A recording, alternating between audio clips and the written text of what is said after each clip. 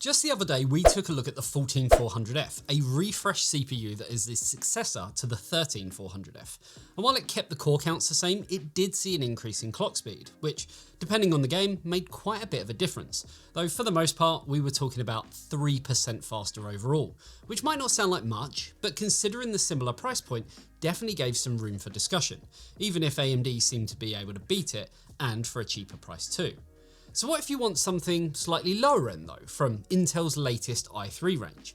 Well, that brings us to today with the i3 14100, a modest $140 processor that could rival the likes of the similarly priced Ryzen 5 5600. But before we get into that, here's a quick word from this video's sponsor. I'm never going to be an esports gamer. I never get any kills. I wouldn't be so sure of that. Is that Andy Raffel from eTeknix.com? Yes, my son, it is me, Andy Raffel from eTeknix.com. What are you doing here? I'm here to bestow upon you a gift that will transform you into a true gamer. With a 24.5-inch Full HD screen, 240Hz refresh rate, 0.5 millisecond response time, AMD FreeSync Premium, and height adjustability, you'll be gaming in the big leagues in no time. Oh, thank you. No problem, my son. Why don't you check out the link in the description below to find out more. So let's look at what's changed from the 13th gen, because just like the rest of the 14th gen stack, this is a refresh. It's the same architecture, the same 4 performance cores, and the same amount of cache and power delivery. The only changes come by way of the base and turbo frequencies. The 14100 has seen an increase in the base clock from 3.4 GHz up to 3.5, and the max turbo frequency has also seen a bump from 4.5 GHz to 4.7. So much like I said when we looked at the 14400F, you essentially have an overclocked 13th gen processor. And that's all there is to it. Now with the i5 we looked at, things were fairly interesting because though the only change, much like the i3, was down to the clock speeds, the price was pretty similar, separated by just $4. But with the i3 it's quite a bit different. Starting with the 12100F, which can now be had for $95, which is extremely affordable in the grand scheme of things. Then, moving up from there is the 13100F at $117, which puts it 23% more expensive. And then beyond that is the 14100 at $140, which is another 20% more expensive. So much higher levels of disparity, and that will likely play a huge part in my overall conclusion, unless that small but modest extra clock speed makes a much larger difference in terms of performance. Now, in terms of performance, to test, we used our Intel-based test bench consisting of an Asus ROG Maximus Z790 Extreme motherboard with 32GB of Team Group T-Force Delta RGB 7600MHz CL36 memory. For our Zen 4 bench, we used the Gigabyte X670E Aorus Master with 32GB of G-Skill Trident Z5 Neo 6000MHz CL30 memory. And then for Zen 3, we used the Gigabyte X570S Aorus Master with 32GB of Kingston Fury 3600MHz CL16 memory. All testing was used with an Inno3D RTX 4090 iChill X30C to alleviate any bottlenecks, and the latest version of Windows 11 was used as well.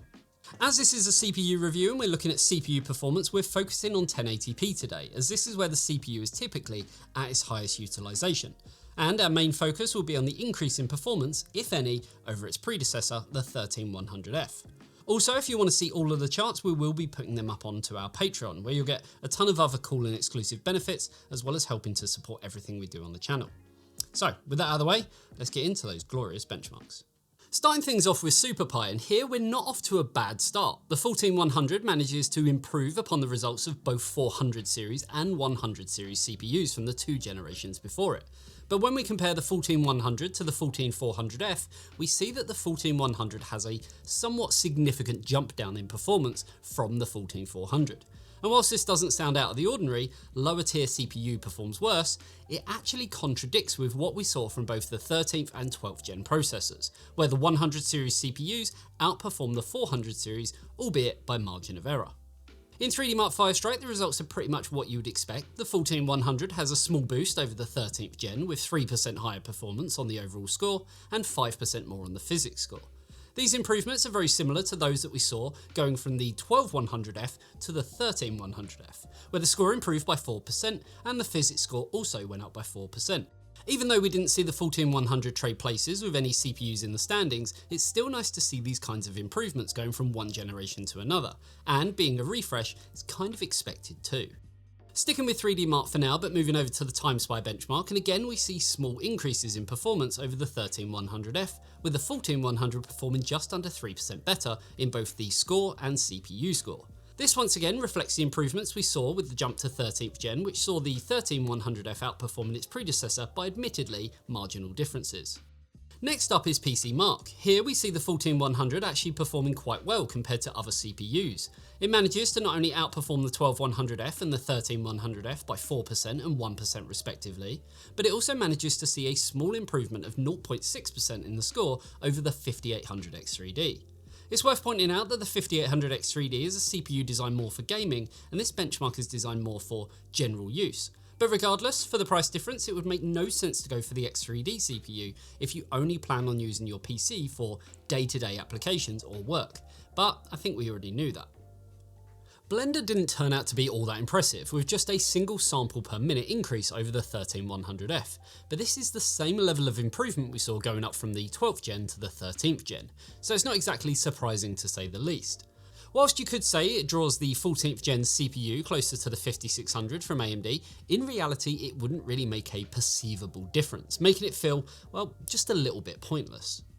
Shifting to Corona, we see pretty much the same thing, with a small improvement over the 13th gen of just 3%, which is arguably margin of error. This is actually a little worse than the improvement that we saw going from the 12th gen to the 13th gen, where the improvement was 4%, and with higher numbers too, which I guess makes the appearance of the percentage actually appear a little bit smaller. But with something like this, you are clearly better off with the 12400, which sees a massive 42% improvement over the 14100, and for less money. Keyshot Viewer is up next, and we see a very similar pattern to what we've already seen, with very small improvements over the 13th and 12th gen processors. And once again, we see better value propositions from older CPUs. The 12400, for example, has a pretty big jump of 40% more performance for less money, and if this type of thing continues, you'd really have to ask yourself why you would spend the money on a 14100 when there are pre-existing CPUs that cost less and will provide a better experience overall. Moving over to Geekbench, where the 14100 falls right where we'd expect it to, with a 2% increase in the single-threaded score and a 4% increase in the multi-threaded score. So it's still nothing major, but it does decrease the jump up to the 5600X in the multi-threaded score. It's also worth noting that despite the 5600X's higher multi-thread score, the single-thread score actually falls below the 14100 by 14%, which shows how the Intel CPU still might be a better option for single-threaded applications. In Google Octane, the Intel CPU managed to outperform all three of the Ryzen 5000 series CPUs that we compared it against, but with that being said, the 12100F did also manage to achieve this as well, albeit by a slightly smaller margin. And the 12100F and the 14100 were only separated by 1% overall. Unfortunately for the 14100, the 13100F actually managed to perform better with a 4% lead over the newer CPU, which is of course pretty damning for the value proposition, but you could still chalk it up as margin of error. Switching over to Mozilla Kraken, and things are kind of all over the place. When we compare the 14100 to its predecessors, we see that the 14th gen processor is the better option of the three, with a 4% increase over the 13100F and an 11% increase over the 12100F. Bizarrely, the 14100 also performs better than the 14400F by 1% and the 13400F by 0.2 milliseconds. But I guess this is what you would expect, with this test being measured in milliseconds and the duration of the test being extremely short, so you could expect this kind of thing to happen with these results. Next is WebXPRT, where the 14100 once again proves that, even if marginal, it is the best performing of the 100 series Intel CPUs, with 4% more performance than the 12100F and a tiny 1-point increase over the 13100F. These increases aren't anything to get too excited about though, and with such small numbers it's easy to put it down to margin of error. And with some retests we could easily see some shift in the chart as some scores increase and others decrease. V-Ray doesn't show us anything different from what we've already seen. The 14100 sits a small margin above the performance of the 13100F and the 12100F with a 6 and 9% increase respectively. These numbers are certainly better than what we've seen up to now, but when you consider the 31% jump up to the next best performing CPU, the Ryzen 7600, it all of a sudden doesn't seem that impressive. Moving on to Cinebench, we'll start by looking at the single core performance where, to no one's surprise, the 14100 manages to perform a little better than the 13th and 12th gen, with 3% improvements over the 13th gen CPU and 9% over the 12th gen. Interestingly, it also performs a very small 0.1% higher than the 7600 from AMD, but this result flips in favour of the 7600 when we look at the multi-core performance, where now the 14100 falls 1% behind the 7600. The Intel CPU does still manage to keep its lead over the older 100 series CPUs, with 4% more performance over the 13100F and 10% more over the 12th gen. Again though, in the grand scheme of things, this doesn't really look like much. Our final non-gaming test is AIDA64, and unfortunately this test has very little that we can say about it. The results are just all so close together that they all fall within margin of error. But for the record, we do see the same level of improvements in the read speed test, where we see small increases over the older CPUs from the same family. Whilst the write speed test sees this flip on its head, with the 12100F sitting above the 13100F, which in turn sits above the 14100F. Whether this is margin of error or silicon lottery is hard to say, with only around a 1% difference between the results. The copy test is much the same, scores so close that it's hard to decide what the cause is, but this time the 14100 sits neatly between the 13th and 12th gen, with the 13100F sitting just a tiny bit faster. Finishing up AIDA with the latency test, and here the 14100 is the worst performing of the three, but again with such similar results and silicon lottery at play, it's hard to say for certain what's happening here, and realistically with such similar results you won't be able to tell a difference anyway, and it could just all be down to the integrated memory controller. Moving over to gaming tests and starting with a Plague Tale Requiem, and straight away we can see the 14100 making improvements over last generation's 13100F, but these gains in FPS are minimal in this game, with just 3% more frames on average, so that can easily be considered margin of error. Despite this minor improvement, it does actually mean that the 14100F now matches the 5600X from AMD, albeit with a slightly lower 1% low FPS. Moving over to Assassin's Creed Valhalla, where we see the 14100 making almost no difference compared to the 13th gen counterpart, with just a single FPS improvement, but 2 less in the 1% lows. So with an improvement as small and insignificant as this, there really isn't much else to add here, but with this being a newer chip that comes in at a higher price, this won't look good from a value proposition. Next up is Baldur's Gate 3, where yet again we're seeing a very poor showing from the 14100, coming in with an identical average FPS as the 13100F, but with 4% less frames in the 1% lows. With these lows, which are admittedly within margin of error, it actually makes the 14100 look more kind of comparable to the 12100F, and really makes you wonder why you'd spend more on this CPU.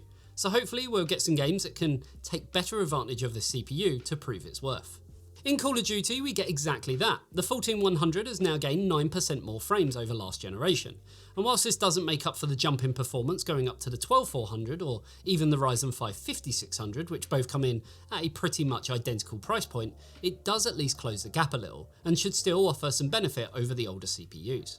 Moving on to Cyberpunk 2077, where we see yet another very minor improvement, and much like with the other games we saw that have little to no improvement, we saw barely any increase in the average FPS, but instead actually see a more significant decrease in the 1% lows. And with this being a repeating pattern, you start to wonder if this is actually a margin of error difference, or if the new CPU just can't maintain the frame rate as well as the older chips. When we enable ray tracing, we see some more small increases in performance, with 5% more FPS over the 13100F on average. This now brings us above the 5600 from AMD, even if only by a little. Now, something that is hard to ignore is the 1% lows. Again, we see some small drops here, with the 14100F now providing us with the worst frame rate we've seen here. And with lows down to 35 from the average FPS of 60, this is something you're likely going to be noticing quite a bit. In F123, we see more of the same. The 14100 sees a margin of error increase in frames per second over the previous generation's offerings, with only 2% more FPS than the 13100F, though we do see a more impressive 7% over the 12100F. But with such high frame rates, this improvement isn't really going to be noticeable anyway.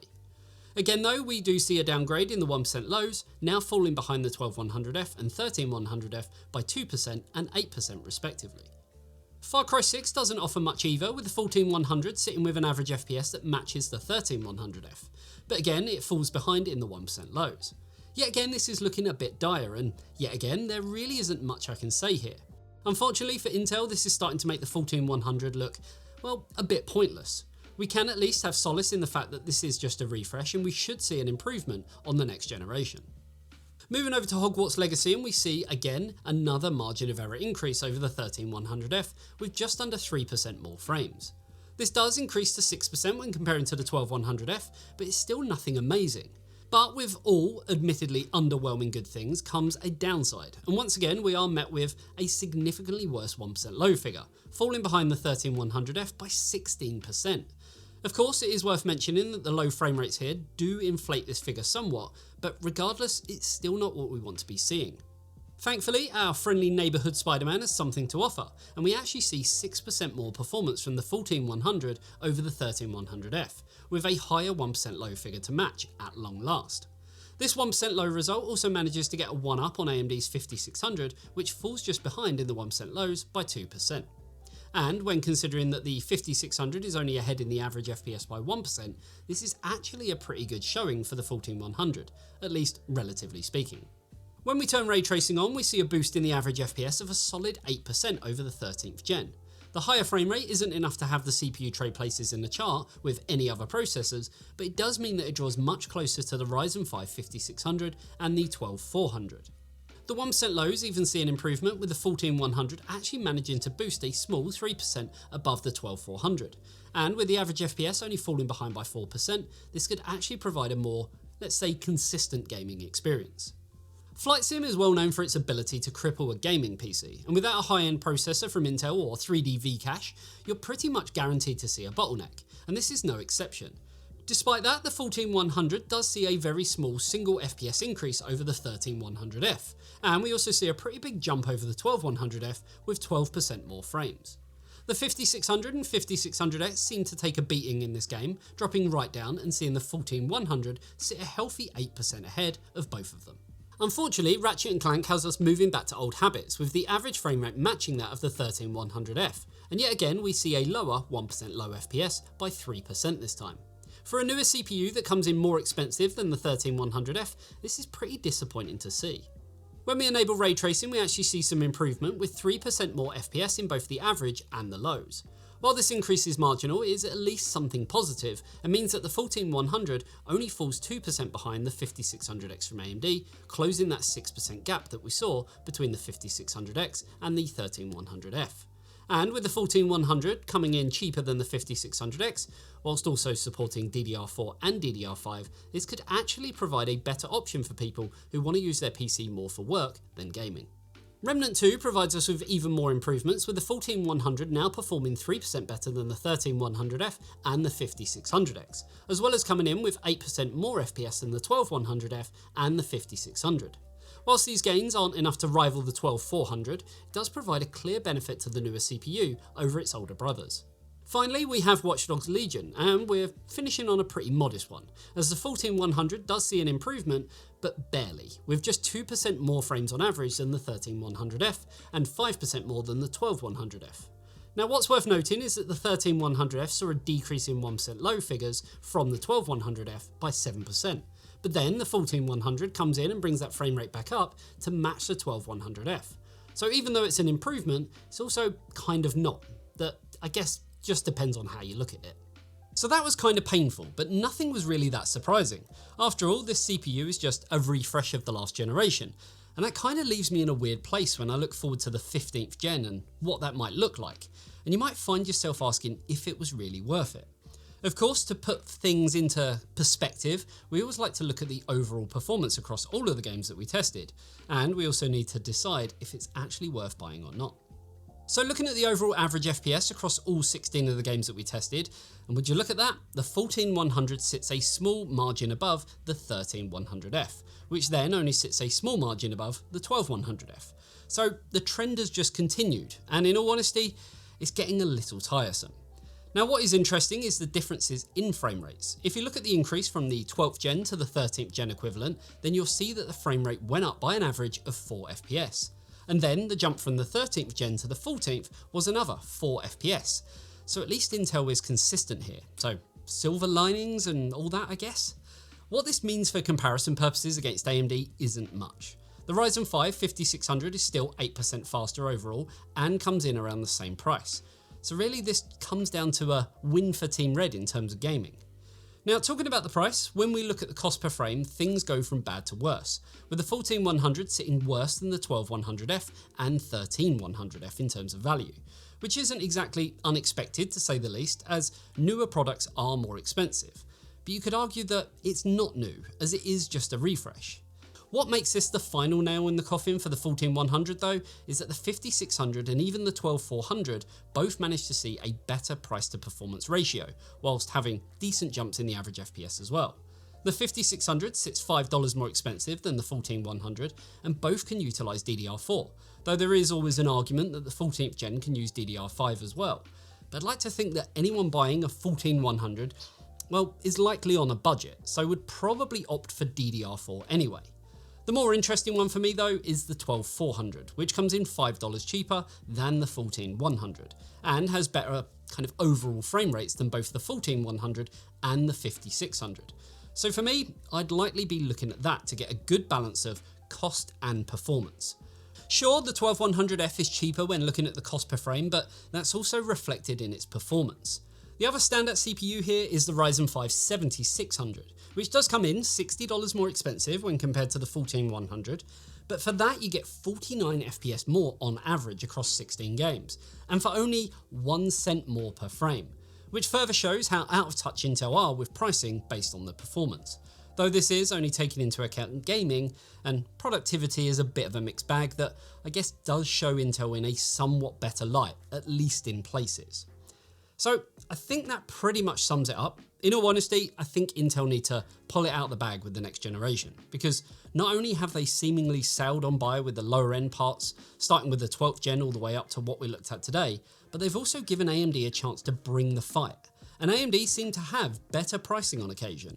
And looking at price trackers, you can actually see that even with the pricing we did our calculations on today, some of the processors have actually seen lower prices from time to time. So better deals can be had. And while that can be said for both AMD and Intel, I've personally noticed AMD being the aggressor of the two. Moving forward into the next generation, I'd like to see more than just a bump in clock speed and some real innovation to come along, because in all honesty, things right now are, well, pretty boring. And even making videos like this where we're talking a margin of error improvement in most cases, it just becomes a bit stale and not exciting for us to talk about. So I really do hope that changes, and we as reviewers and you as consumers can start to get excited again. For now, that's going to wrap this one up. Hopefully you enjoyed the video. For now, I think I'm done with looking at 14th generation processors, unless it's in a head-to-head against AMD. So let me know what you want to see, because at least then we'll have something a bit more exciting to talk about. Bigger gaps and percentages and all that stuff. If you did enjoy the video, a like and a subscribe to the channel would be amazing. And if you love what we do and appreciate the huge amounts of hard work that we put into these videos, then you can help support us over on Patreon. You'll get a ton of cool benefits, including exclusive behind the scenes content, a super special area on our Discord, bi-weekly game nights, access to all of our charts, and much, much more. The link for all that great stuff is, as always, down below. Thanks for tuning in. I'll see you in the next one. See you later, guys. Bye-bye.